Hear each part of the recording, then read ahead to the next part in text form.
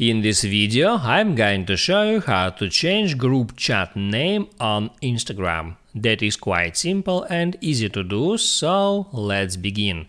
And first, open up Instagram app and then right here at top right hand corner, tap Add DMs icon to open up conversations list.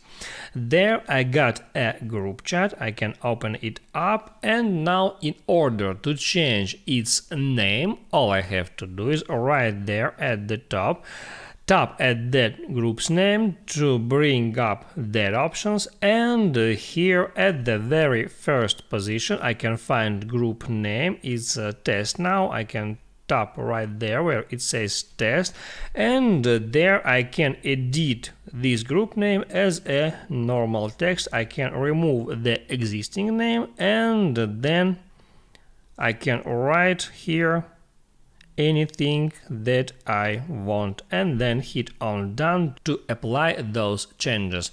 Now I can go out of here, and as you can see, I have just changed group chat name on Instagram.